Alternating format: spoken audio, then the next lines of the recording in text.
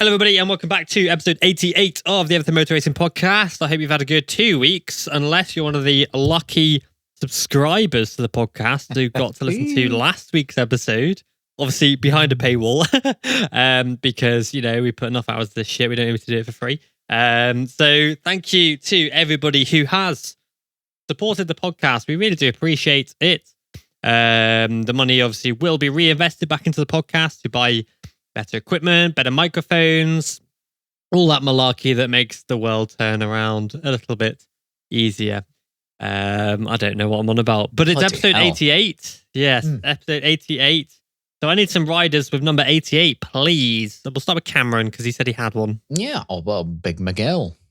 Yeah, big boy Miguel. And that's it. It was 44. Yeah. Mm-hmm.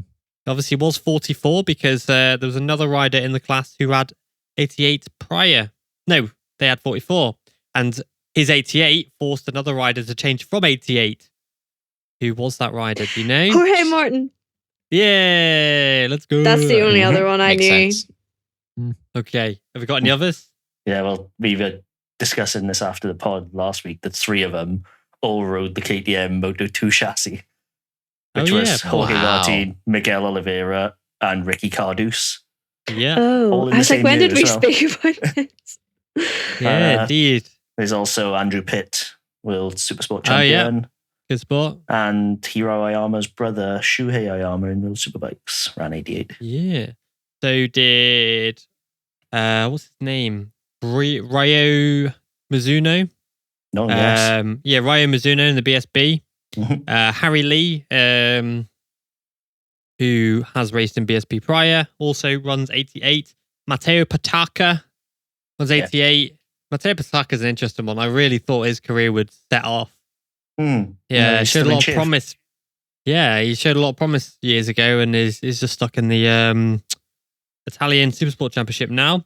And last but definitely not least, if more, maybe actually the most important 88 on that list, is our boy Max Flinders in the Moto America series, who you will see riding around with the Everything Motor Race logos on his motorbike because we sponsor him.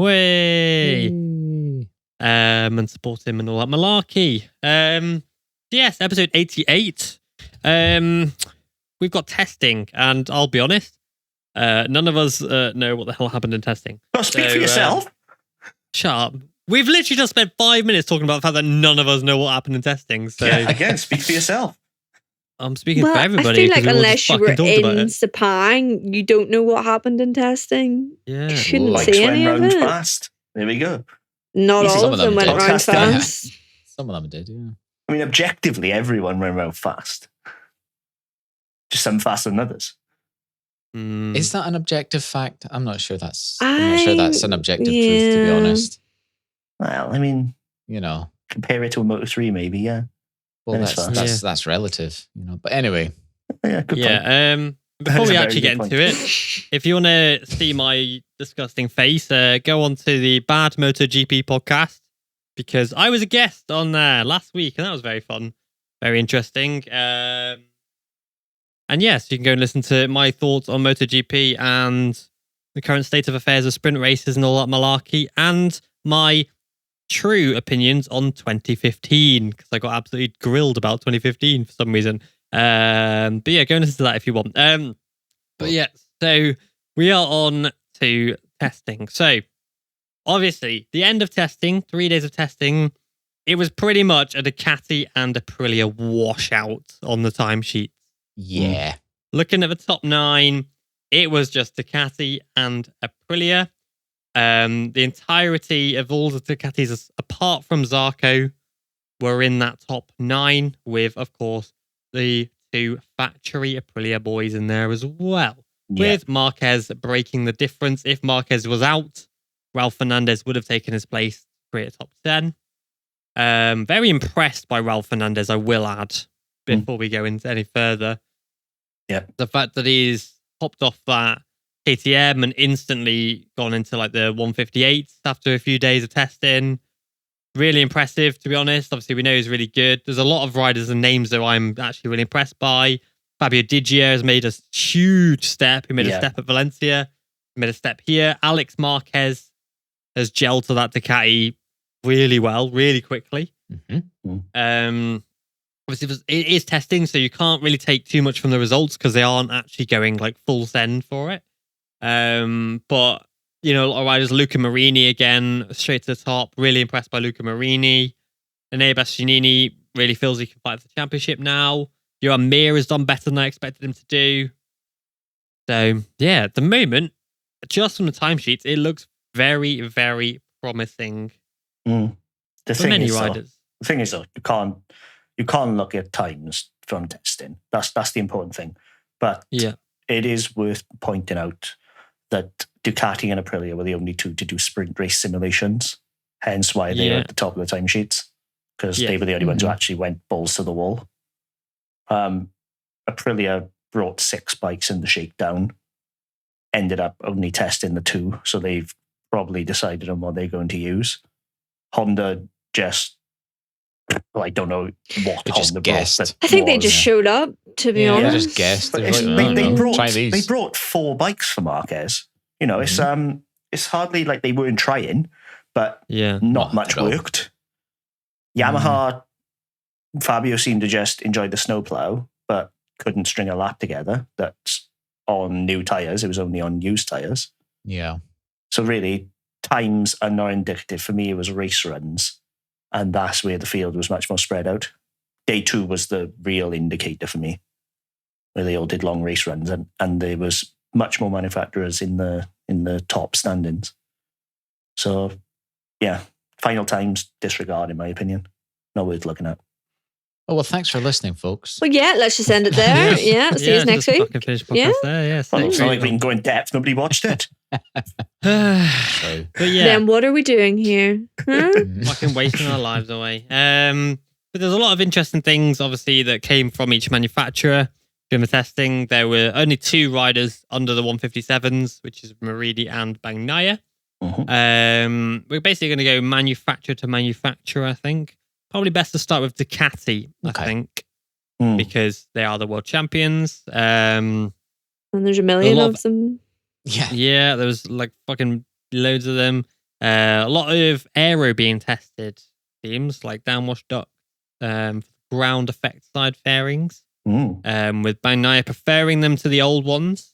Yeah, he didn't like them in Sepang, the downforce ground effect side pods that Aprilia brought.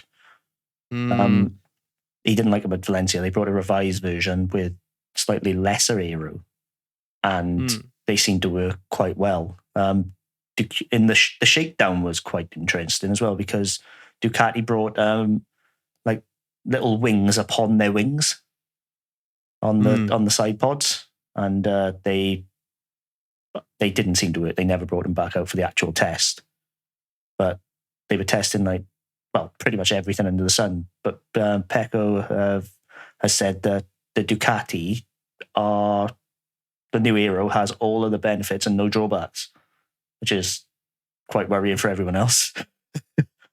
But would Ducati you also say that just to sort of make it sound like it's all sunshine and rainbows? So, you know. Well, the top speeds were still up there, and they were fast. So, but you don't need to lie when you're world champion. So I think there might be some truth in it. And of course, we still got Portimao to go. They could bring something else. So yeah, I think it's going to be interesting. When's that? March in a month. 13th, I want to say. Yeah. Right. Okay. Yeah, and Davide Tardozzi was incredibly impressed by Alex Marquez. Rightly so. That he will prove why he's a world champion, which is very impressive. Bagnaia also said that there's a lot of good points of a new bike, the 2023 bike, but there's one weak point. And what was that? Which we don't know. He hasn't said. That's why I'm saying, do we think he was just bigging up everything else just to make it, brush whatever is wrong under the carpet? Or is he just... mind games? Yeah. Sandbagging is what he's doing. Or it could just be that the weak point is so weak that the rest is better. We just don't know. Is the weak point that he has number 1 on his bike? Yeah, the sticker weighs too much. Interesting. It must be something incredibly minor because he's not mentioned it. Like, we know Pecco enjoys a good whinge. So he would have been out there telling Ducati, sort it out. So I see no reason to think that they can't iron it out before Portimao. Like, no bike is going to be perfect. But I think Ducati is probably the closest to it on the grid at the minute. So, yeah, it's just, I don't know what you can say about Ducati that hasn't already been said. You know what I mean? They bring the best stuff. They bring the best bikes, sign the best riders really near enough, apart from obviously the couple of factory boys. They're doing it right. It just seems to be whatever they bring makes a net positive impact. Whereas other manufacturers, they bring loads of stuff and 99% of it is useless. How long is that going to last though? Like, how sustainable is that it continues to work so well? Look how much they've got Audi and Lamborghini, haven't they? They've got Audi and Lamborghini working behind the scenes for them as well. Like, I think Ducati have the best infrastructure out of everybody there. Like, of course, KTM have access to like Red Bull engineers and things like that. But given everything that Ducati have and all the, the work that's gone into the company in the back end, there's no reason why Ducati aren't at the top. If they weren't doing as well at what they do, like the people that are working for them, their experience. Like, I think Ducati are probably the only manufacturer that could rival like an F1 team in terms of development. I think a lot of the MotoGP teams are there, but they're not right about there. But Ducati have so much infrastructure that they could easily, like I said, they probably would rival an F1 team in terms of their R&D department and things like that. Well, they are just Ferrari, but bikes, surely. The best way to put it, really, is that everybody is now where Ducati were in 2017. Because they had taken the shotgun route almost, just firing at a target and hope something sticks. Whereas Ducati is now, they've done refined the approach. Yeah. They're doing what Mercedes did a few years ago, I think. They're just refining rather than upgrading. Yeah, because Mercedes and F1, like, I hate to continue to talk about F1, but a lot of teams in F1, they try and make a big step every year, but Mercedes had a great car. I can't remember what it was. And for the next year, instead of going, right, let's dramatically improve this, and this, they went, let's just make tiny improvements on everything across the board. And I think Ducati are basically doing the same thing and going, we have a spectacular package here. Yeah. The bike turns now, finally. It's got the top speed. It's got the acceleration. It's got everything. The aero is bang on. It's spot on. And so now they're just trying to make tiny, even if it's like 0.5% incremental gains across the board, to then just push the Ducati where it needs to go. And they've got Michele Pirro on the bike as well, which his experience is pretty much unparalleled. Less than a second off as well. There's no other rider on that grid who has ridden the bike, the same bike for that amount of time. He's ridden that Ducati since 2013, I think, now, 2013. as a test rider. No other rider has that much continuity with the bike, and that helps them tremendously. Yeah. And so I think Ducati now are just trying to make tiny little steps forward. They had a new engine as well like that and testing things like that and like different aero parts, but they don't really need to make big steps forward. Yamaha need to make a step forward with their engine, and so they're probably focusing all their efforts into that. Honda need to make steps forward everywhere. Aprilia, again, aero, a little bits like that, but Ducati don't really. Ducati could literally just take the whole of the winter off and go, all right, then just wheel everyone back out on GP22s next year and probably still spank everyone. Yeah, well, that's a GP22 could probably win 2024. Well, the GP22 topped the timesheet, Like I what said, was really look at it. What was Nair on? Was he on a 1-year-old bike and he got third in the championship? Yeah, he was on the GP21. Yeah. There you go. Like, the thing about Ducati is they're in the really envious position. Like, they are the one where everyone else wants to be.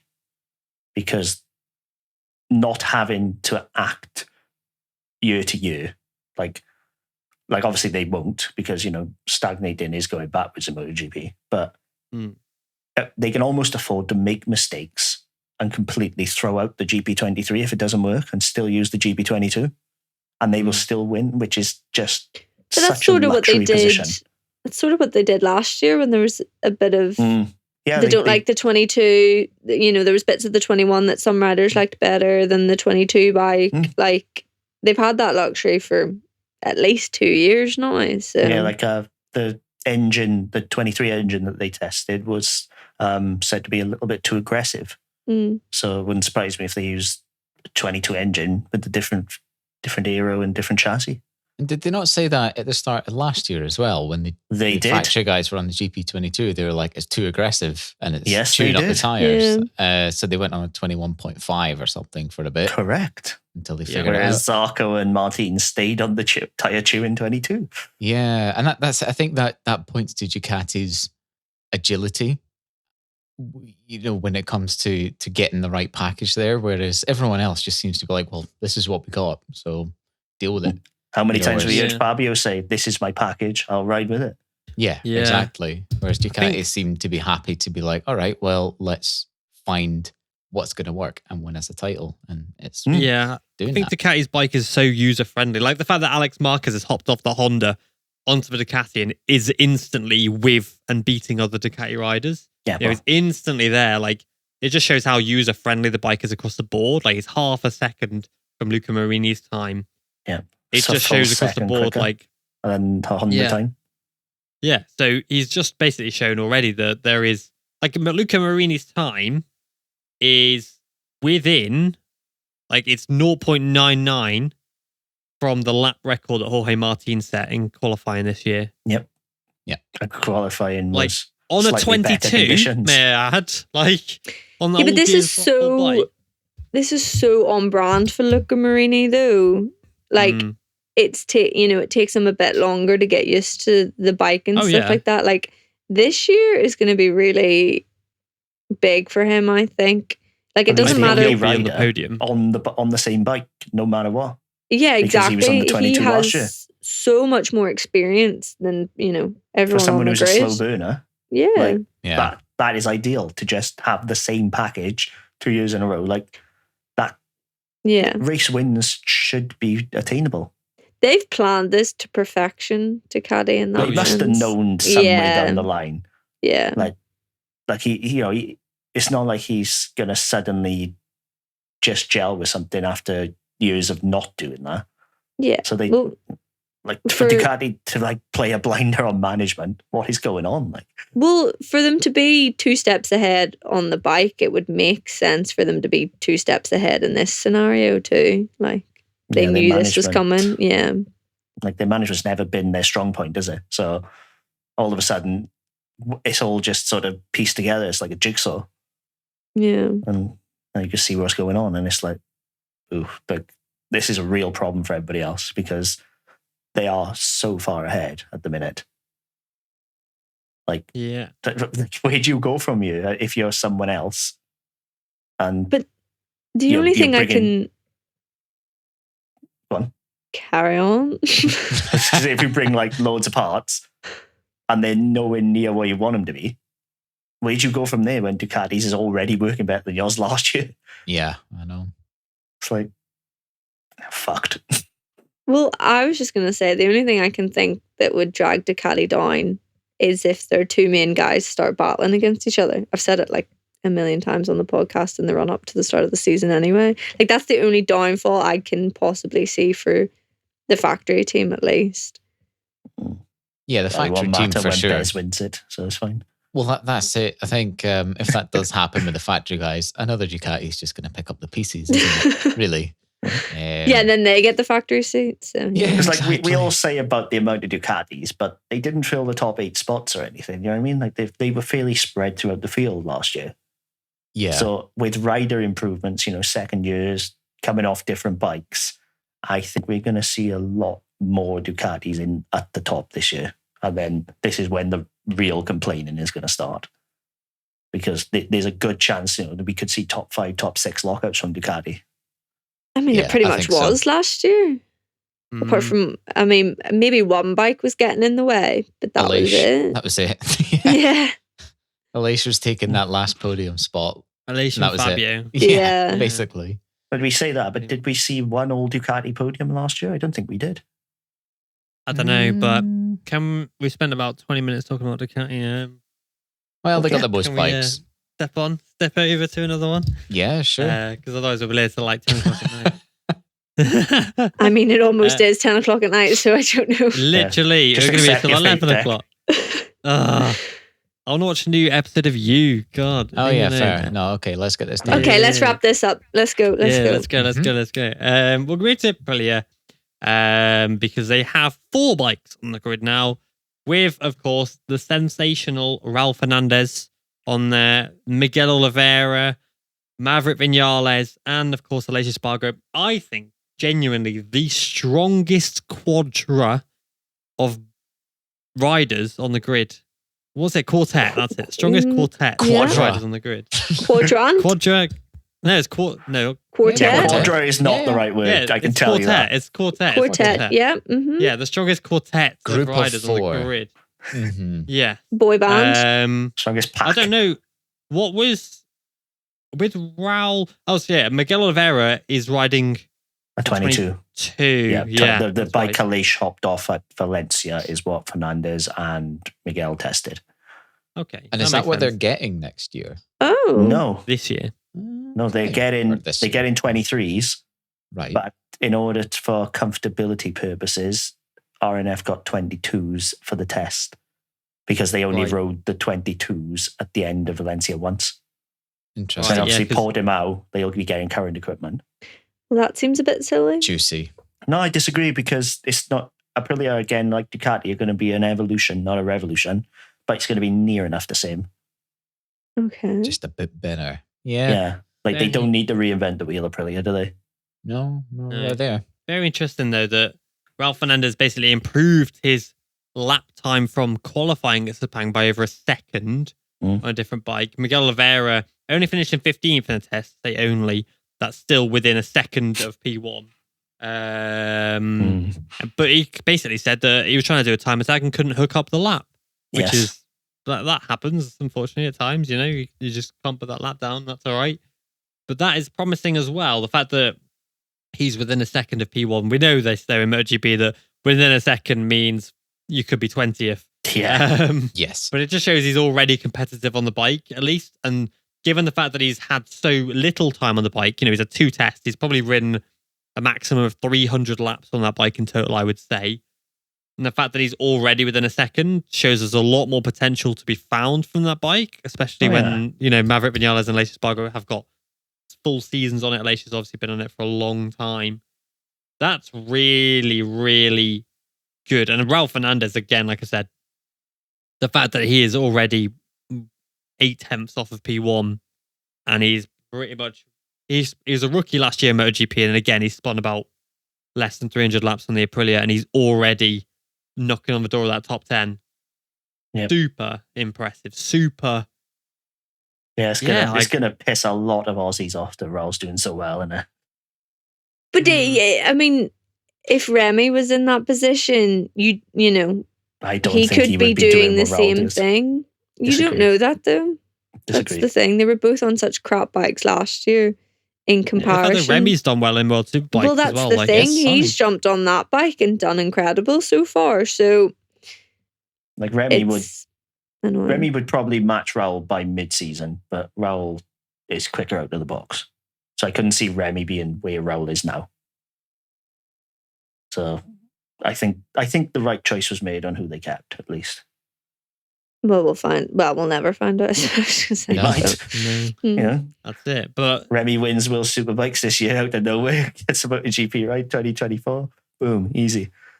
Yeah, next time people don't go up from World Superbikes to MotoGP. It's a one-way street, isn't it? Yeah, that doesn't happen. One-way street. That'll annoy a lot of people. Move up to MotoGP. A lot of people say move across to MotoGP. Yeah. Well, if it wasn't a cross move, it would happen more often, wouldn't it? Let's be honest. You lot are all controversial as shit today. Controversial. Yeah. Okay, move across, but not across. Yeah, what Aprilia brought. So, like a lot of aero. They're text bikes. That was this the shakedown. Savadori had 6. Yeah, the shakedown. Savadori was there, right? The shakedown. The shakedown for Savadori, he was there. And the garage shots, every bike was like wildly different, apart from the 222 bikes he was testing. Like every 23 they brought was wildly different in terms of aero, and they all seemed to work. So they're spoiled for choice now. I know Maverick tested the one that had there's like weird little vent slats coming out of the side of the fairing. And it must be for like really weird turbulent air behind or something. It has to be, because it's directional almost under the rider. Right. I don't know how to explain it to a level that people would understand. Oh yeah, no, that's just like insult the whole for fucking idiots. audience. Yeah. My ability Jacob, to explain it correctly. So you're a genius, Jacob, and we're stupid. Okay, no, we get it. Because yeah. I don't have the words to explain what is in my brain.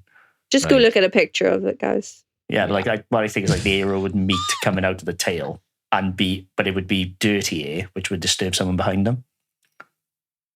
Right. My theory. So yeah, I don't know. I'm gonna nod my does head. that anyway. Yeah, but like not deliberately a lot of the time, is it? It just happens due to the wing. You're trying to start arguments again, Jacob. No, he's just dumbing it down for us. Are we talking about testing, or are we talking about fucking who's better than who? Oh, as you said it, like no, I don't know. Clearly Fabio ain't going to win it this year. But Are we talking about? So are we talking about Fabio? We're talking about fucking Aprilia and their fucking testing. You started it. No, what I'm trying to say is I think Aprilia have designed a bike that deliberately creates dirty air. Whether they'll use it, I don't know. Because then it'd be quite hard Mario to follow. Kart in it. Dirty air. Yeah. They got a basically little blue throwing shell. a banana behind you, like banana pool. Whether they'll use it, and also. On the wet day, Miguel tested the little spoiler. He did. Which was quite interesting. Yeah, you saw it. Good man. I saw it. Yeah, in the wet and the rain. It didn't work anyway. I had so many messages from people calling it a tele aerial. Yeah, and I was like that too. Yeah, kind of. But yes, he tested that, and Vinales and Aleix were testing 2023 aero packages. Mm-hmm. They were using the full 2023 bikes.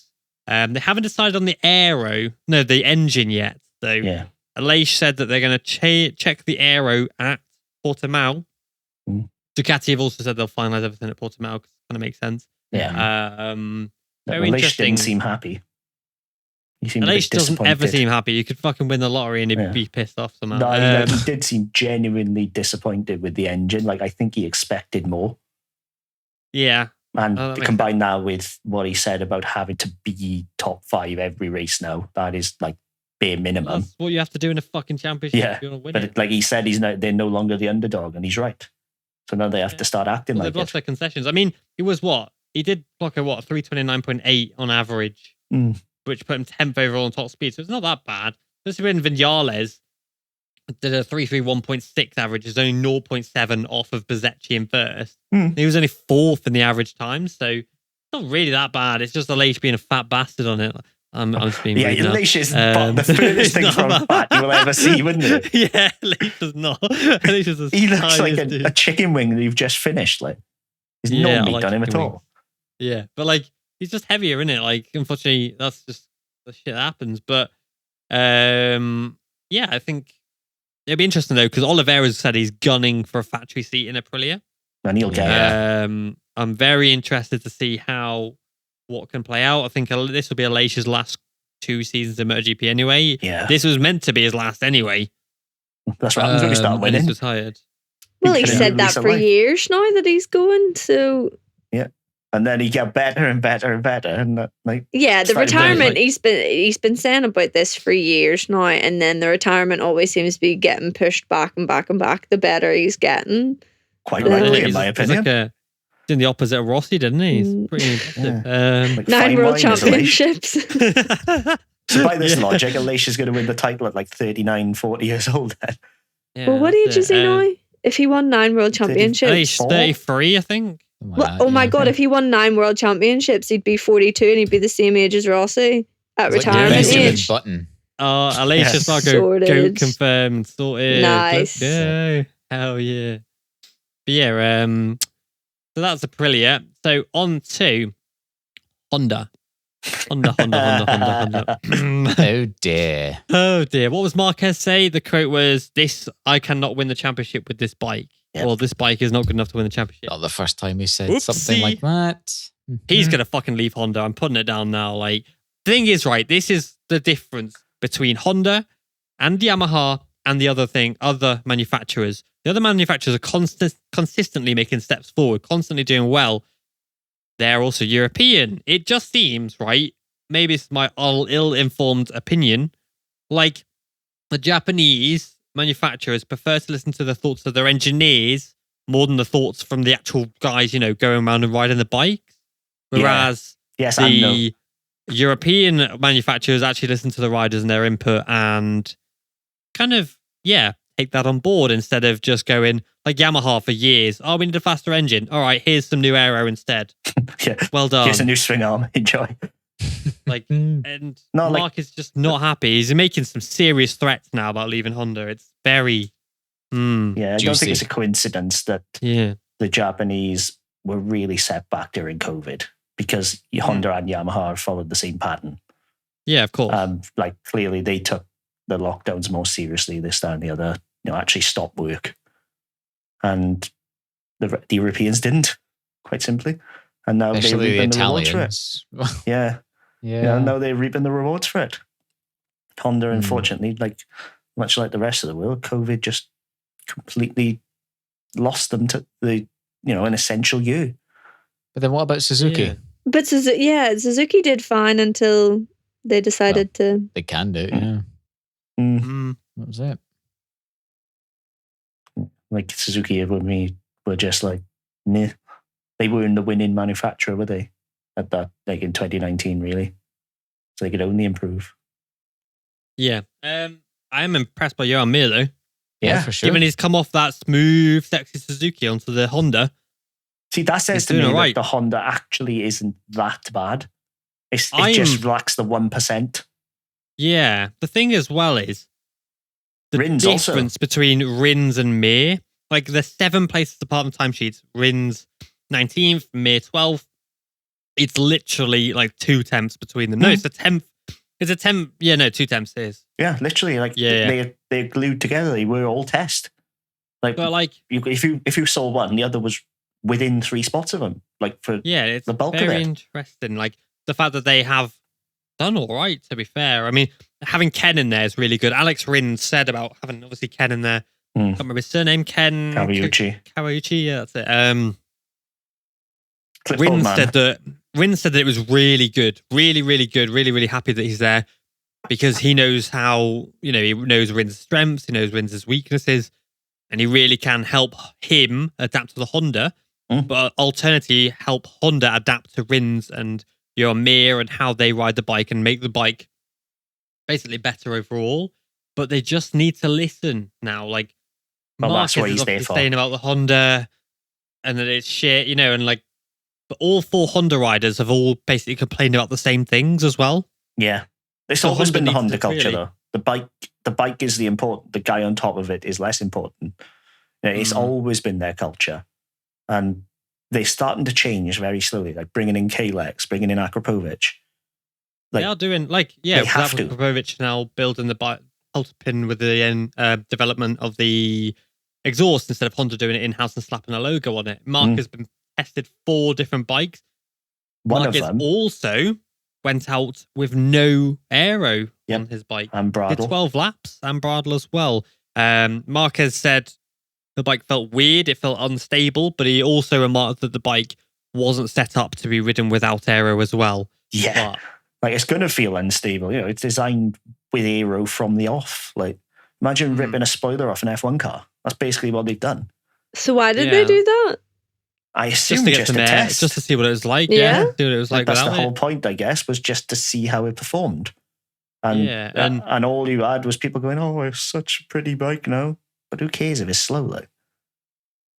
Yeah, because it looks like it's smiling.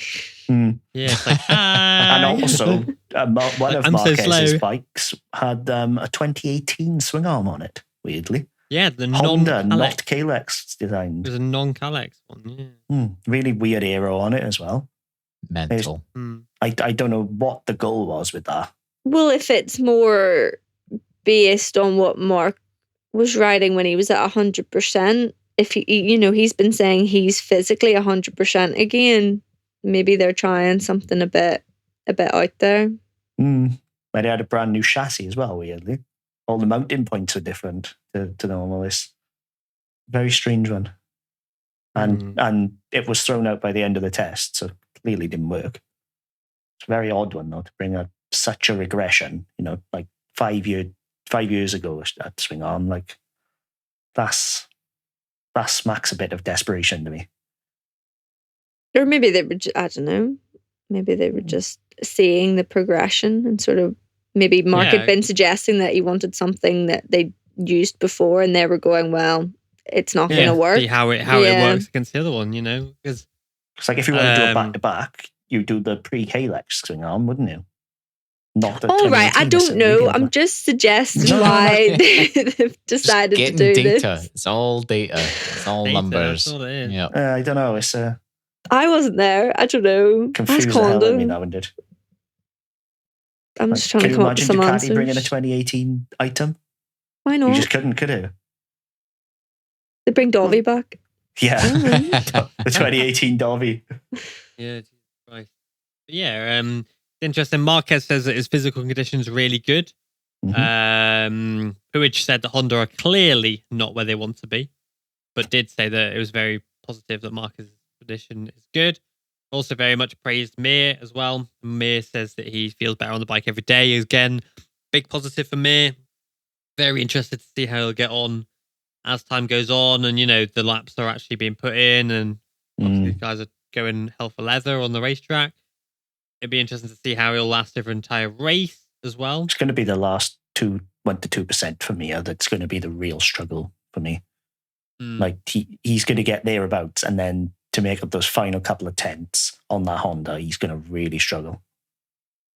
Yeah, that'll be the difference with him and Mark. Well, they will figure it. No, because Mir on the average top speed is of 22 riders, he is 20th with a massive 4.5 kilometers an hour difference to P1, whereas Marquez only has 2.4. So Mir's 2Ks down for whatever reason. Corner exit. I definitely think it's how they would Mark's leave corners and. Mark's strength is always low speed corners, handbrake, and get out winner. Yeah, so it could just be like that, but it depends because obviously it will be a lot to do with corner exit more than it will be. The wingless bike as well was actually slower on the top speed, which was really interesting. No. Probably corner exit as well. Why? Yeah. Why would you be surprised by that? Because clearly it shows that the aero works. Well, yeah, that's obvious. I don't think it would be slower. No, that's surprising. Like Mugello or Qatar, where you get into the upper reaches of the air. I think the wingless bike would be faster there. But I think where you trade off corner exit, keeping the front down with the aero, compared to the smoothness then of a non-wing bike, I think the trade-off is not worth it. So I think wings are just going to be here to stay after this. Like, eventually they're just going to be all wing bikes, in my opinion. It's going to be great. Right. I don't know what your point is. But my point is that why would you test a wingless bike knowing comparison? It's testing. I tried to come up with an example and you shot me down. I didn't shoot you down. You just took it like that. I said maybe they brought something cool. That's gaslighting to a T. Bloody hell. Jeez. Whatever. You three just have your fun. Whatever. Wait till this season starts. I can't wait. I cannot wait. You just have your fun. It's all fine. Notice how he brought Fabio Quartararo up before I did. And I'm the one that's apparently obsessed. Well, Dex said we're not mentioning people, so I said Fabio deliberately. Very funny. Okay. Right. Let's move to KTM. Yes. Jack Miller. Rubbish. Beaver Miller. In a second to P1. Not bad. I don't know what to expect from Jack. I did expect a little more from him in testing, but it is only testing, I suppose. But I don't know. If everybody went in with the same kind of mentality, you'd kind of think he'd be a bit further up there, I suppose. Yeah. How close was it to Brad on average? Half a second-ish. I don't know. I maybe would have expected a little more, but yeah. it's To be fair testing, though, so. right? He was within a 10th of Brad Binder. Like, although I'm like, he was within a 10th of Brad Binder, which shows that maybe it's not a Jack issue and more of just a KTM issue. They were testing new aero and things like that. Paul Espargaro has basically just hopped on that gas and he's the fastest gas / KTM. Yeah. In the test, he's just hopped back on it and baby, honey, I'm home. You know, he is straight on it, and yeah, I'm genuinely quite impressed. The That was such a was weird way testing a of new phrasing engine. that. what, the honey, I'm home? It is though, isn't it? It's like honey, I'm home. Is that what it's like? Okay. Yeah, of course it is. Well, he hasn't fucking ridden it 2 years and now he's coming back. So of course it's honey, I'm home. Stop making it weird. But yeah, and so he's done quite well considering as the fastest KTM. Okay. Yeah. He did well. What? Back with his honey. Yeah, back with his baby. Back Well, with he his fucking baby. he literally just said like honey, I'm home himself, didn't he? Oh, did he? Oh, that makes it Oh. not weird. That's fine. Okay. He literally like he said, what is it?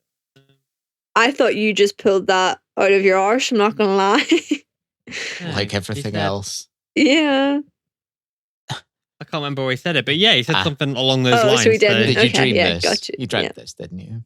Yeah, I'm gaslighting you into thinking that he said it when he didn't. Gaslighting me. Wait. That'll do. Okay. But yeah, KTM, I don't know. I think they need more, to be honest. Like, Yeah. Looks they've like got it. something there. Well, they had But- a crap bike last year. There's no other way to Yeah, put they it. did. They would have needed to take a massive step. And this is what we're saying. No one's going to be able to take a massive step in 1 year. This is hopefully the start of a progression for KTM, and having Jack there can only be, and Paul as well coming back, you know, it can only be good for them.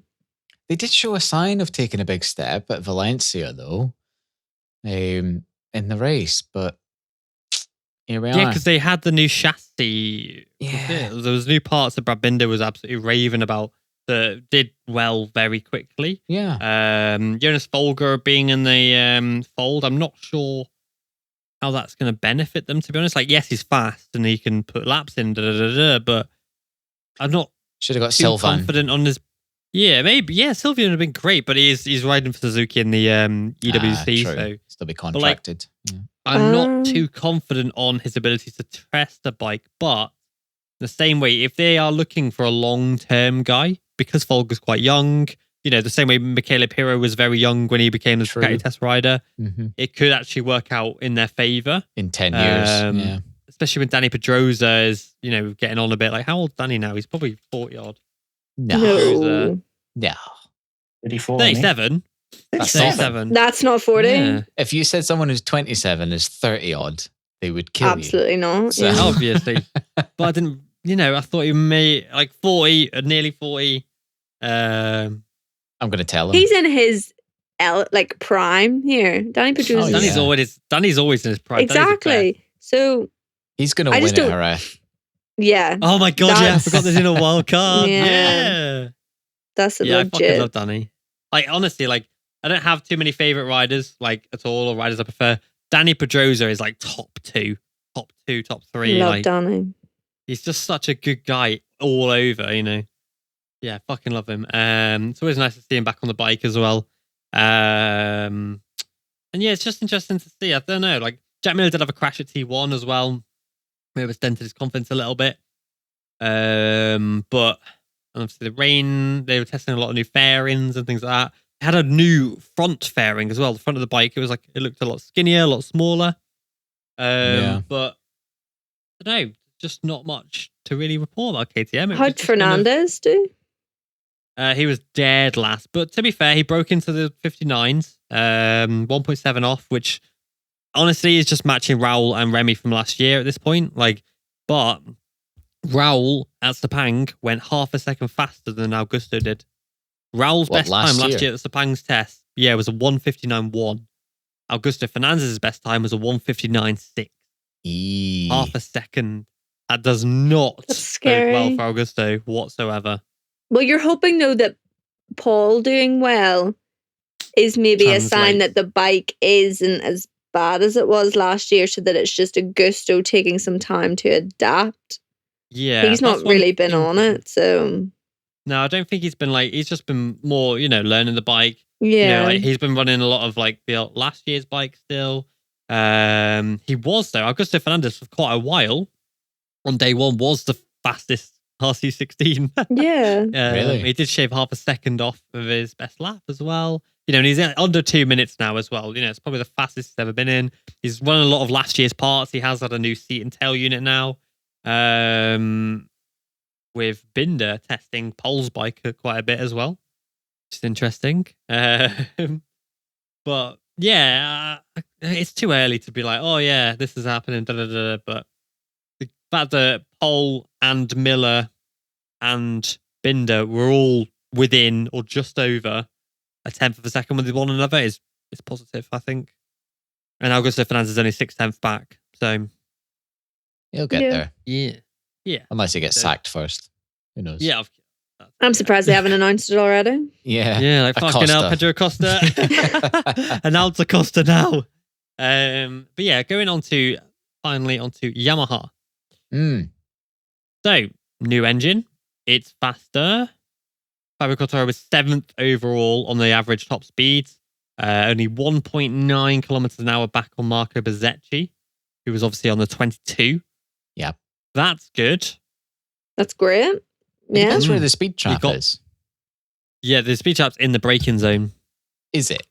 Well, that makes sense. Oh, for fuck's sake, that also going back to the wings stuff we were talking about earlier. Obviously, that means that the wingless bikes are going to be going slower because you probably have to brake earlier with them because you've not got as much, stopping power probably. But anyway, we're not talking about that. Yeah, because the wings will obviously push the front down when you are braking. Yeah, so you can brake a little bit later, a little bit harder with wings. But yeah, anyway. They've basically been testing a new aero, quite a bigger aero than we saw in Valencia.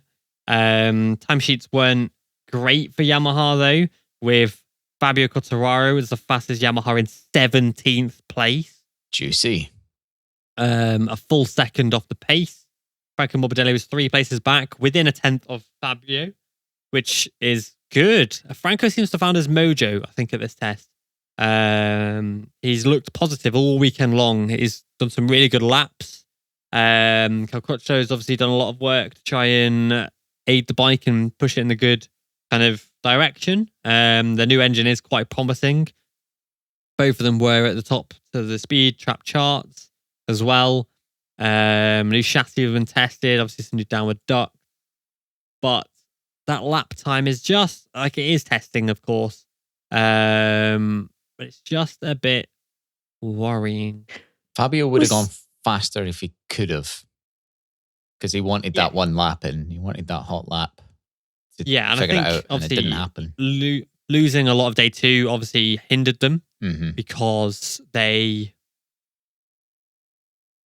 just obviously because it rained, so you couldn't put the lap times in. Fabio did clock in a 3:35.4, which was his fastest top speed. But obviously, we're going on averages.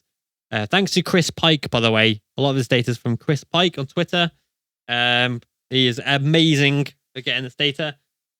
And yeah, Fabio was averaging top 7 the speed trap, which is great. It just now needs to be where they've gained on acceleration. It will hinder them in other areas like braking. Their top speed obviously means that you'll be going faster into the corner, braking more. So it just depends, because then it'll use more tires. So it just depends basically on how the rest of the bike will then be able to adapt to this higher top speed as well. So I don't know, Yamaha looking good. I'm not sure. Fabio did the most laps on day 3, if I'm not wrong. Have a look. Is there a way to see? We've got. Is it total? There are numbers next to things on the timer sheets, but I think that is how many laps they've done after each day. 48 laps on day 3. It looks like. No, Vinales did 50. It looks like, if these numbers are correct. But he's done a lot of laps. But what's the numbers to the right? Sorry. Yeah. Like, I can't see by now doing 8 laps on day 2. I don't know. Wait, hold on. Oh yeah, there you go. Go on to the actual like day 1, day 2, day 3. That's got their total laps. That's what I'm looking at. at. Fabio did 60. I'm looking at the wrong one. Sorry. So yeah, on lap 63 laps, on lap 48 was his best time. Yeah. So yeah, I think, like, again, you can't really judge too much from the timesheets, because it's a complex weekend, isn't it? Yeah, and there was rain, there was dry. The track isn't at its optimal conditions when they go to the racetracks.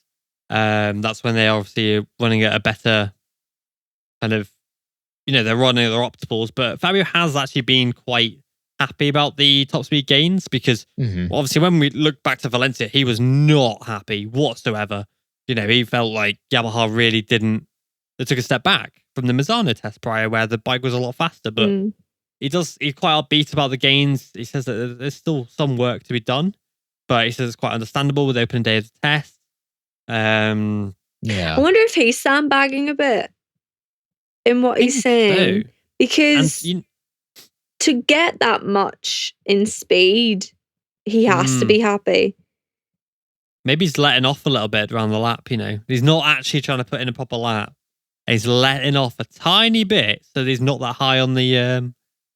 Maybe Yamaha both are doing that. I don't know. Maybe they are trying to... I think Frankie's genuinely caught up a bit to Fabio. Hopefully they're on a much equal play. Like, Frankie seemed to have a decent enough test, but, maybe they're just not giving too much away. How did Frankie do last year? Get up. Do what? I'll get the timesheet up. Because when you look at Honda, they're openly saying we're shit. Whereas with Yamaha, they're not really saying, well, I haven't heard them say that much about Fabio has said that they cannot do one lap on one lap. Tires. Yeah. That's the only negative I heard, unless I'm missing something. Really good on used tires, but can't do a lap on new tires. Which is why that's a big negative, though, in a year with sprint races. Exactly. Yeah. So Fabio at the Sepang test last year, they only did 2 days last year, but Fabio did a 58.3. This year he did a 58.9. So definitely some sandbagging going on there, I think. Well, yeah. How can your top speed? Yeah. How can you gain on top speed and go slower? Yeah. Well, I don't know. Ask Ducati from 2017. Yeah, that's true. But yeah, it's interesting, like, looking back on last year. Like, the lap times were slower, though, because Nea did a 58.1, and now Marini's 3 tenths faster than that this year.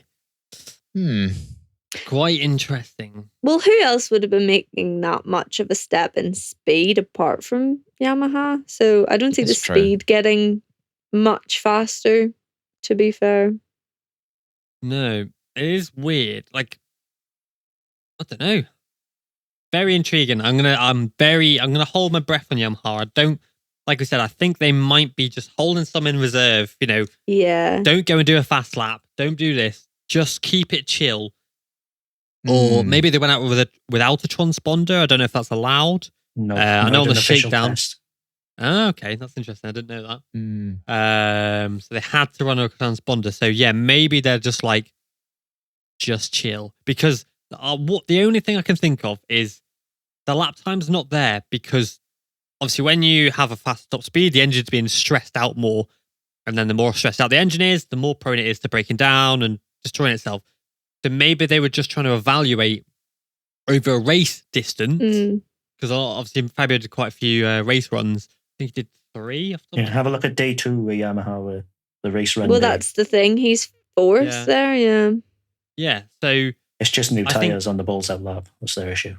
Yeah, so I think potentially they are just more trying to just evaluate how this new engine works over with stress and pressure on it over a lot of laps. Because obviously Fabio did 63 laps on day 3 on that new engine. So maybe they're just not going for outright lap time there. They know it's there. Fabio can do the lap time. He's done it before. You know, he's got on the podium in Sepang, and he did really well last year. And I think they might just be trying to evaluate how the engine does, because as we saw, not last year, maybe the year prior, I think maybe in the year prior to that, when Aprilia brought out a brand new engine and it was faster and it was really good, but they had to tune the whole thing back at Portimao, I think it was, because it kept blowing up. It wasn't anywhere near as good. So they had to tame it back. So I think Yamaha are just trying to basically not repeat Aprilia's mistakes and just be chill. I think at Portimao and the test there, I think we'll see a more, once they've obviously evaluated this data and gone, right, okay, the bike's good here, it's weak here, it's, you know, the engine's getting more stressed out here. What can we do to evaluate that and change that so that when we come to doing fast laps, it can do it, but then it can also last the entire race? Because the last thing we want, the Yamaha need or want, is a situation like they had a few years ago when, in 2020, when their engines were blowing up left, right, and centre. Yeah. It would make sense for them to keep their cards close to their chest until they 100% know what's going on. Plus, you know, for their competitors. Yeah, absolutely. It confuses them, Yeah, because you never know then at that point. Like, top speeds are very interesting. Like Cotteraro 334.3 day 3, 335.4 day 2, day 1, 334.3, and then you look at the top guys, Bagnaia, for example, and Vinales are 337.5, only 3Ks off. So it's clearly got the speed now. It's just about basically managing it over an entire race now. It's just interesting that this speed trap is in the braking zone. So obviously that. Every speed trap is in a braking zone now, though. Why? Is it? Because bikes are so fast now that the way the speed traps were on the 500s and they were just hitting 200, they've not moved. I see. Yeah, so they're having to brake. So totally disregard that, because every single speed trap, even Mugello's, is in a braking zone now. Really? Jesus Christ. So that, when everybody says, "Oh, disregard it, it's in a braking zone," it's the same on every single track. Fair. I suppose everybody's in the same spot for everyone. Yeah, exactly.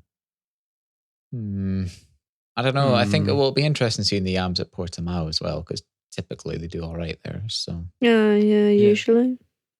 Yeah, they do all right. It's going to be very interesting. So, from testing, what can we take from testing? Well, Ducati are going to be the constructors' champs. Yeah, pretty much. Marini is potentially a championship contender. No, race winner. Let's be realistic here, folks. Race winner. Well, winner. yeah, definitely going to win a race. Marini is so consistent, and if he gets an extra His 1%, consistency is unbelievable. Yeah, then hey, who knows? Yeah, and Vinales says 3 words. I'll be fast. That's fighting talk to me, I think. Well, this is what we said before the podcast, that he's not topping the timesheets of the test, which means he's going to win the championship. Yeah, there we go. Yeah, because when he looks good, he does shit. So now he looks average. Now he's going to do amazing. You said it, not me. Top 4 average. Yeah, average. Although it is interesting that Cotteraro did brand the Yamaha M1 a bit of a disaster, thanks to the new tyres. Big sandbagging. Yeah. Well, he does like to be honest as well, though, when things are going wrong. So I'm a bit scared, but yeah, we'll see. He does like to wear his heart on his sleeve a little bit, doesn't he? So yeah, I'm going to be very intrigued to see how it goes. It's when is the next test? I'm going to get the actual date up. Calendar 13th of March, I think. There we go. Let's have a look. 17th of March. Oh wait, that's Moto 2. Yeah, 11th. And then 13th. 17th is Moto 2 and Moto 3. So yeah, 11th and the 12th, Saturday and Sunday. That's going to be interesting because the Portimao, I think for me, it's a weird circuit to test on. Oh, it's amazing. Because it's the opener, though, isn't it? Yeah, I understand it because it's the opener, but it's like. Well, they do the same for Qatar, and Qatar's a really stupid track to test on. It's just because it's the opener. Yeah. Flat. Yeah, like I fully get it because it is the opener, like, but it's like if you are trying to gather good data, Portimao is not the fucking place you go. You go to Jerez, you go to Catalonia, you go to those kind of tracks, but not. Well, I'm not gaslighting you here, but I disagree. Fair enough. No, it's because Portimao has a bit of everything. You can't set up for one part of the circuit because then the next part is totally different. It's a really good test. It's like Jerez in that no sector is the same. It has everything. So it's really actually quite useful to test on. Let's just do all 21 races at Portimao. Portimao and Phillip Island. Shit. Yeah, just alternate between the two. Yeah. Portimao for MotoGP is shit. They're so boring. No, it's a car track. not. No, I agree. It is a car track. It's so bad. Like Moto2 and Moto3, excellent at Portimao. MotoGP is fucking boring as shit. So boring. Gosh. Yeah, controversial. But then again, as I said on the Bad MotoGP Memes podcast, MotoGP in general is just fucking boring, and it's why World Superbikes is better than MotoGP. But yes, anyway. Ben, what are we doing here? Yeah, let's focus the whole podcast on MotoGP then, shall we? Hell yeah. Yeah. So, I think that's enough. We've talked about every manufacturer. We've covered testing. We've winged it. It's 22-22. But yeah, so we'll be back next weekend. We've got a guest. We've got a guest for next weekend. You're joking. No, we've got a guest. Oh. That's great. I won't say the name. But yeah, we've got a guest. So I'm very much looking forward to that. And we will be back later on. So yeah, thank you for listening and goodbye. Bye. Fantastic. Leaders. Bye. Bye.